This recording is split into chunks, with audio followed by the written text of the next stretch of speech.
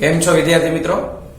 વર્તુળ સંબંધિત ક્ષેત્રફળની અંદર 1 માર્કમાં જે વિગતો પૂછી શકાય એમાં આપણે એમસીક્યુ અને ખાલી જગ્યાઓ આગલા લેક્ચરમાં જોઈ. આજે આપણે એમાં આગળ વધીએ તો હેતુલક્ષી પ્રશ્નોત્તરની અંદર 1 માર્કની અંદર આપણે વેરી શોર્ટ ક્વેશ્ચન એટલે કે વીએસક્યુ કે જેનો જવાબ આપણે થોડી નાની ગણતરી કરીને આપવાનો હોય છે. તો આ વીએસક્યુ આપણે જોઈએ. આમ જોઈએ તો આ વીએસક્યુ જે છે એ ખાલી જગ્યા અને વિકલ્પનો જ ભાગ છે, પણ આમાં આપણને ઓપ્શન આપવામાં આવશે નહીં. એટલે કે એમાં વ્યાખ્યા પૂછી શકે, સૂત્ર પૂછી શકે, અથવા તો કોઈ પણ નાના દાખલાની ગણતરી જે 1 માર્કમાં થઈ શકે એવી પૂછી શકે. પણ એમાં લોજિક લગાવીએ તો આપણે 1 માર્કની ગણતરી ટૂંકી કરી શકીએ. નહીં તો આ ગણતરી પણ તમને એમ લાગે કે આ 1 માર્કમાં આટલું બધું વધારે આપણને પૂછી લીધું, આ ખોટું કહેવાય. પણ હશે બધું 1 માર્કને લગતું જ, આપણી સમજ આધારિત આપણે એની ગણતરી કરવાની રહેશે. તો શરૂ કરીએ. સૌથી પહેલો પ્રશ્ન આપણને એવો આપેલો છે, એ કહેવું સાચું છે, એ કહેવું સાચું છે કે એ સેમી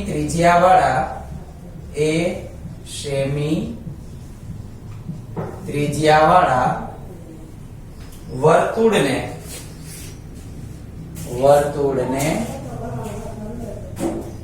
બહિર્ગત ચોરસની પરિમિતિ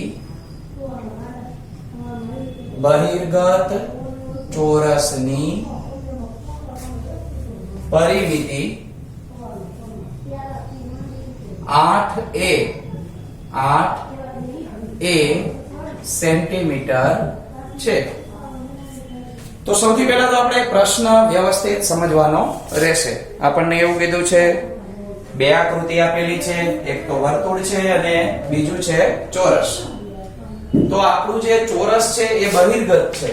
બહિર્ગત એટલે અંદરની બાજુએ વર્તુળ કરવાનું રહેશે અને બહારની બાજુએ આપણે ચોરસ કરવાનું રહેશે. તો અહીંયા આગળ આકૃતિમાં જોઈએ આપણે તો પહેલા આપણે a સેન્ટીમીટર ત્રિજ્યા વાળું વર્તુળ બનાવી નાખીએ. તો આ a સેન્ટીમીટર ત્રિજ્યા વાળું વર્તુળ અહીંથી આપણે આ ત્રિજ્યા a તરીકે દર્શાવી દઈએ. હવે આ વર્તુળને બહિર્ગત ચોરસ આપણે દોરવાનું છે. એટલે એનો અર્થ એમ થાય કે એની બધી જ બાજુઓ જે છે એ આપણા વર્તુળને ફરજિયાત સ્પર્શતી હોવી જોઈએ. તો આ રીતે આપણે વર્તુળ અને ચોરસ આ બંને આકૃતિ આપણે દોરી. આપણે ચોરસની પરિમિતિ 8a સેન્ટીમીટર થાય છે એવું ચેક કરવાનું છે. તો આના જવાબની આપણે શરૂઆત કરીએ. તો વર્તુળની ત્રિજ્યા આપણને કેટલી આપેલી છે તો કે a. અહીંયા જવાબમાં લખીએ વર્તુળની ત્રિજ્યા બરાબર a સેમી. હવે આ વર્તુળની ત્રિજ્યા આપણને a સેમી આપેલી છે. તો તમે એક વસ્તુ વિચારી શકો કે જો આનો આપણે ચતુર્થાંશ વિચારીએ તો ચતુર્થાંશ આપણને આ રીતે મળે. હવે આ ચતુર્થાંશની અંદર આપણે આ ચારેય બાજુઓને સમાન દર્શાવી શકીએ. કેવી રીતે? તો કે જો અહીંયા પરિકર એટલે કે વર્તુળનું કેન્દ્ર રાખી અને જો દોરવામાં આવે તો ચાપ છે એને આ રીતે દોરવાની થાય. એટલે કે અહીંયા જેટલી ત્રિજ્યા છે એટલી ત્રિજ્યા અહીંયા અને નીચે સમાંતર થાય. એટલે આ ચારેય બાજુઓ છે એ આપણને a મળે.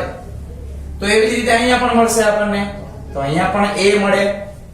તો ચોરસની બાજુ જે છે એ આપણને a + a એટલે ચોરસની બાજુનું માપ 2a મળે.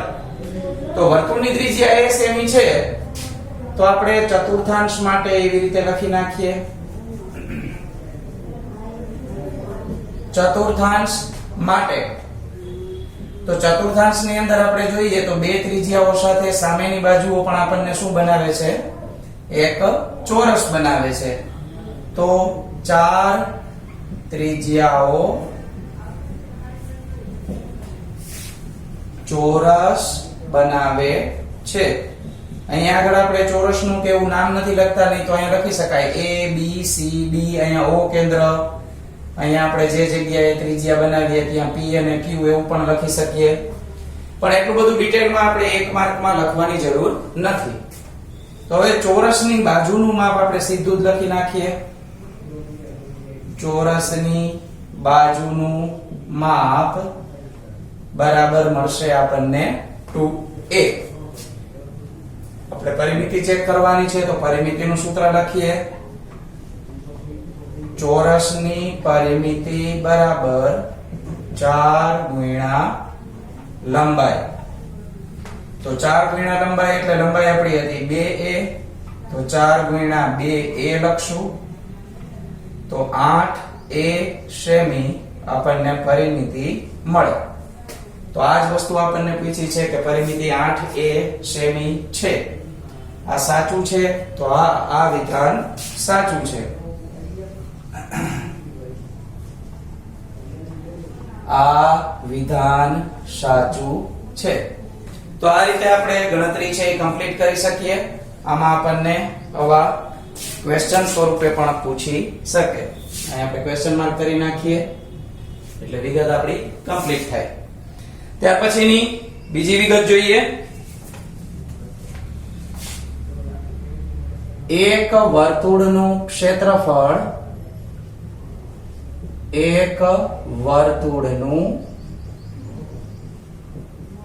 ક્ષેત્રફળ 220 સેમી સ્ક્વેર છે. આ વર્તુળને અંતર્ગત હોય, આ વર્તુળને અંતર્ગત હોય તેવા ચોરસનું ક્ષેત્રફળ શોધો. તેવા ચોરસનું ક્ષેત્રફળ શોધો. તો આ બંને જે રકમો છે એની અંદર થોડોક જ ફેરફાર કરેલો છે. શું આમાં ફેરફાર છે તો એ આપણે સમજીએ. તો આની અંદર વર્તુળ અંદર હતું, ચોરસ હતું, એ બહિર્ગત હતું. જ્યારે અહીંયા વર્તુળની અંતર્ગત એટલે વર્તુળની અંદર આપણે ચોરસ બનાવવાનું થશે. તો સૌથી પહેલા આપણે વર્તુળની આકૃતિ દોરી નાખીએ. તો આપણું વર્તુળને અંતર્ગત આપણે ચોરસ બનાવવાનું છે. એટલે અહીંયા આગળ આપણે એના ચારેય ખૂણાઓ જે છે એ વર્તુળને ટચ કરે એ રીતે બનાવવાના થાય. તો આમાં આપણે નામ આપી દઈએ. ચોરસનું નામ ABCD અને વર્તુળના કેન્દ્રનું નામ આપણે આપી દઈએ O. તો આપણી પાસે વર્તુળનું ક્ષેત્રફળ છે એટલે કે આખા વર્તુળનો એરિયા કેટલો કવર થાય છે એ આપણી પાસે છે. અને ચોરસનું ક્ષેત્રફળ શોધવું છે. ઓકે, તો ચોરસનું ક્ષેત્રફળ આપણે જો મેળવવું હોય તો શું કરી શકીએ આપણે? તો ચોરસનું ક્ષેત્રફળ મેળવવા માટે સૌથી પહેલા આપણે ચોરસની ચારે બાજુઓ કેવી રહેશે તો કે સમાન એકરૂપ બાજુઓ હોય ચોરસને. આ ચોરસની ચારે બાજુઓ જે છે એને આપણે x તરીકે લઈ લઈએ. ધારણા વખતે લખશું. અત્યારે હું તમને માત્ર મૌખિક સમજાવું છું પહેલા કે આપણે આ કઈ રીતે દાખલો કરવાનો છે. હવે x સેમી તરીકે લઈ લઈએ તો આપણને ક્ષેત્રફળ મળે. કારણ કે ચોરસના ક્ષેત્રફળનું સૂત્ર શું થશે? લંબાઈ ગુણ્યા લંબાઈ એટલે કે x નો સ્ક્વેર. તો પણ x તો મળે તો હોવો જોઈએ ને પહેલા. તો x આપણી પાસે છે નહીં. તો એના માટે થઈને આપણે સૌથી પહેલા એનો વિકર્ણ મેળવવો પડે. હું આ બાજુ BD વિકર્ણ પણ કરી શકું અને AC વિકર્ણ લેશો તો પણ ચાલશે. હવે વિકર્ણ કેમ મળે? તો કે વિકર્ણ આ OD અથવા તો OB એટલે કે વર્તુળની ત્રિજ્યા મળે તો એના ડબલ કરીએ તો આપણને વર્તુળનો વ્યાસ મળે. અને વ્યાસ છે એ આપણા ચોરસનો વિકર્ણ ગણાય. તો આખે આખું સ્ટેપ આપણે ઊંધેથી સમજ્યું કે કેવી રીતે આપણે ગણતરી સ્ટાર્ટ કરવાની છે. તો સૌથી પહેલા r મેળવવો પડે. તો એના માટે આ ક્ષેત્રફળની વિગત આપી છે એનો ઉપયોગ કરશું. તો વર્તુળનું ક્ષેત્રફળ એનું સૂત્ર લખીએ આપણે પાઈ r નો સ્ક્વેર. ક્ષેત્રફળની કિંમત આપણને આપી દીધી છે 220. પાઈ ની કિંમત આપણને દર્શાવેલી નથી તો 22/7 લેવાની. r નો સ્ક્વેર આપણે ગુણાકારમાં એમનેમ રાખશું. 22/7 બરાબરની આ બાજુએ આવશે તો 220 હતા છેદમાં 22 જશે. 7 આપણે અંશમાં લખશું, અહીંયા મળશે r. હવે r નો સ્ક્વેર આપણે જોતો હોય તો સૌથી પહેલા જેટલો છેદ ઉડે છે એ આપણે છેદ કટ કરવાનો રહેશે. તો 22 અહીંયા આપણે લખી નાખશું 110. 110 ગુણ્યા 7 આપણે કરી નાખીએ તો આપણને મળશે 11/7 77. 770 અને અહીંયા અમે મળે છે આપણને r નો સ્ક્વેર. હવે r પરથી આપણે કિંમતો લેવાની થશે. સૌથી પહેલા તો આપણે કર્ણ મેળવવો પડશે આપણા કાટકોણ ત્રિકોણનો. અહીંયા આપણે છેદ ઉડાડવામાં 22 10 220 અહીંયા 11 કરેલા હતા એના બદલે 22 10 220 બાય મિસ્ટેક એક એકડો આપણે વધારે લઈ લીધો તો. હવે 10/7 70 તો r નો સ્ક્વેર છે એ આપણને 70 મળશે. તો આપણે તો માત્ર r જોઈએ છે તો r મેળવવા માટે આપણે શું કરશું તો કે 70 ને વર્ગમૂળની નિશાની આપી દઈએ. એટલે કે o થી d સુધીનો ભાગ જે છે એ આપણને મળશે 70.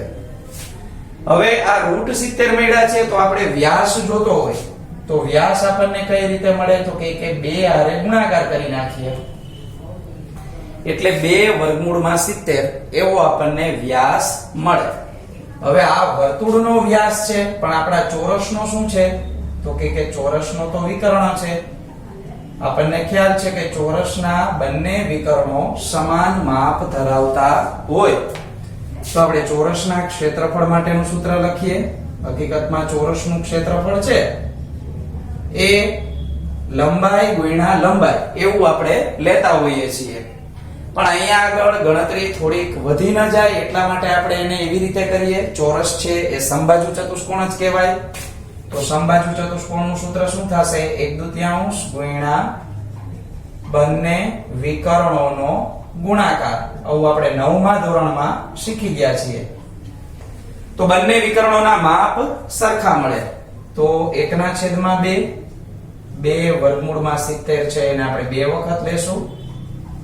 આપણે 1 2 છે એને કટ કરી નાખીએ તો હવે આપણી પાસે વર્ગમૂળ 70 બે વખત મળે છે જેને એકવાર 70 તરીકે લખાય. અહીંયા ગુણ્યા 2 અને અહીંયા લખીએ 140 સેમી સ્ક્વેર. તો આ રીતે આપણને ચોરસનું ક્ષેત્રફળ અંતર્ગત જે છે એ આપણને મળે. દાખલો થોડોક અઘરો બનાવવા માટે વર્ગમૂળ ન નીકળે એવી રકમ આપણને આપવામાં આવી છે. ક્યારેક એવું બને કે અહીંયા આગળ તમને સીધા જ છેદ ઉડી જતા હોય અને રકમ પણ વર્ગમૂળ સરળતાથી નીકળી જાય એવી આપવામાં આવે. ત્યાર પછી ત્રીજી વિગત આપણે જોઈએ. એક વાક્યના પ્રશ્નોની અંદર કોઈ પણ નાનામાં નાની વિગત કે મોટો દાખલો આપણે જ્યારે ગણતા હોય ત્યારે ખાસ એક યાદ રાખવું કે દાખલાની અંદર જો આપણે આકૃતિનો ઉપયોગ કરશું તો સમજૂતી છે એ થોડીક વધારે આપણને ક્લિયર થશે. આકૃતિમાં કઈ વધારે એટલો સમય બગડતો નથી. તો ત્રીજો દાખલો જોઈએ. 1 માર્કની અંદર 30 સેમી વ્યાસવાળા 30 સેન્ટીમીટર વ્યાસવાળા અર્ધવર્તુળમાં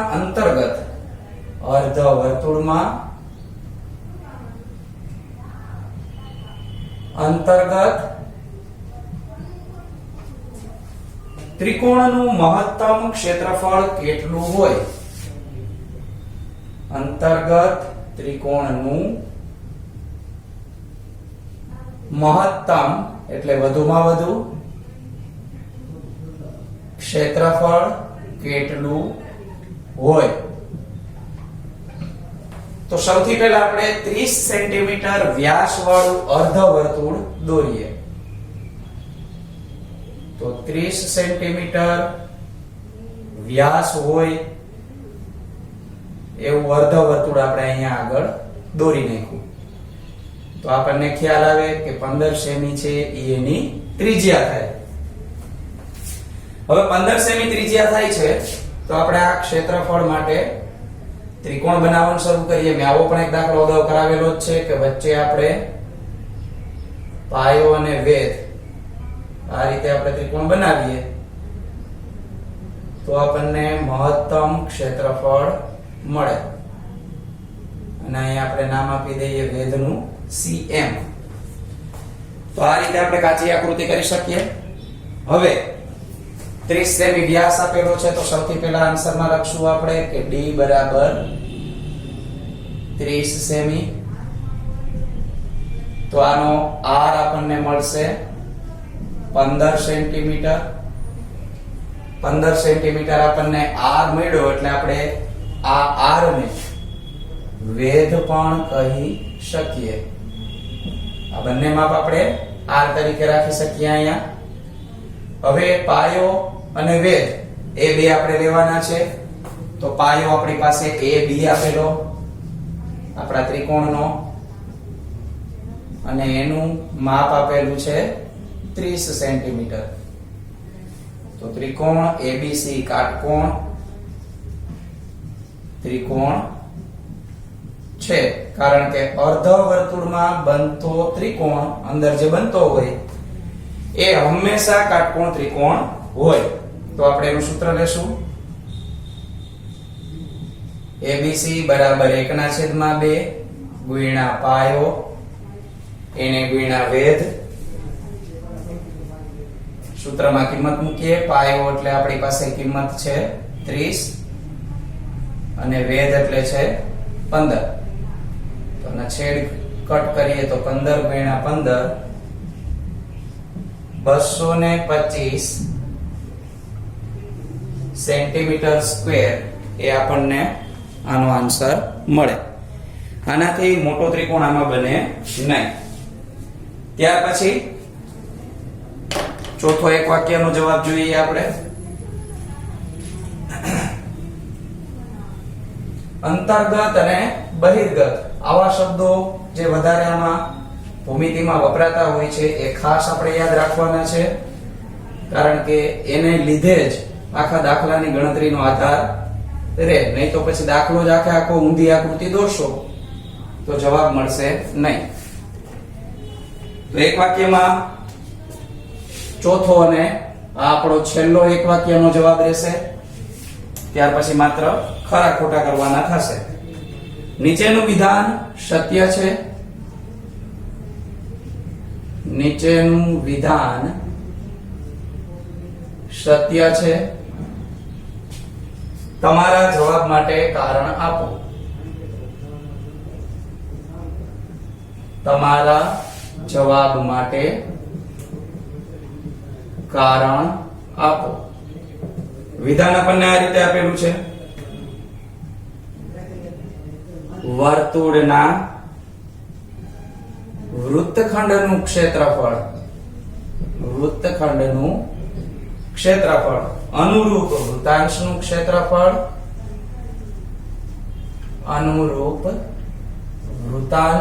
ક્ષેત્રફળ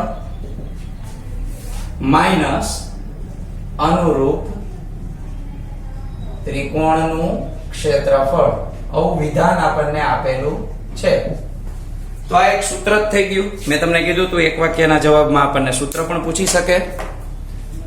તો વૃત્તખંડનું ક્ષેત્રફળ આપણે યાદ રાખીએ તો વૃત્તખંડ કેટલા પ્રકારના હોય તો કે બે.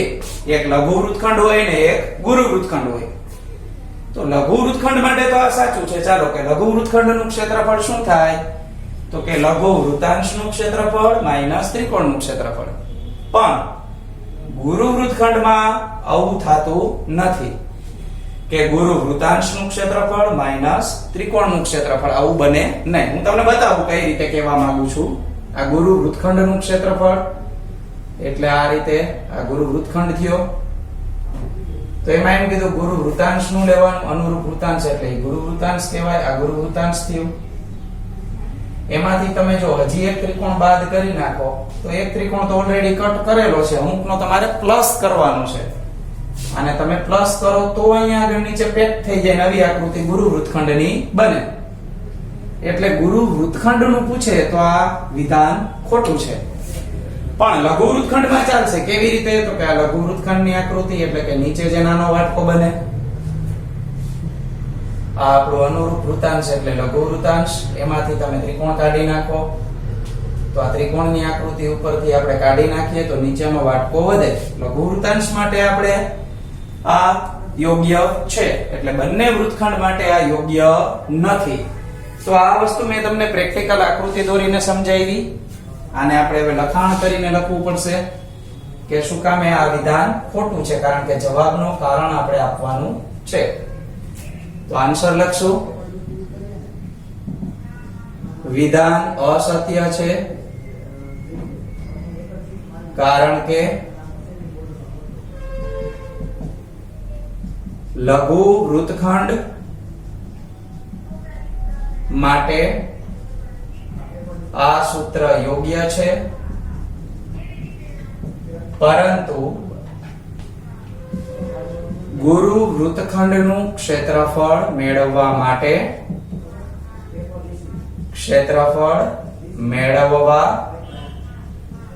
માટે ત્રિકોણનું ક્ષેત્રફળ આપણે ઉમેરવું પડે. ત્રિકોણનું ક્ષેત્રફળ ઉમેરવું પડે. જ્યારે અહીંયા આગળ બાદ કરવાની વાત છે એટલે આ વિધાન ખોટું ગણી શકાય. તો આ રીતે આપણે 1 માર્કની વિગતો, 1-2 વાક્યના પ્રશ્નો જોયા. નેક્સ્ટ ટાઈમ આપણે ખરા ખોટા જોશું અને ત્યાર પછી નવું પ્રકરણ શરૂ કરશું.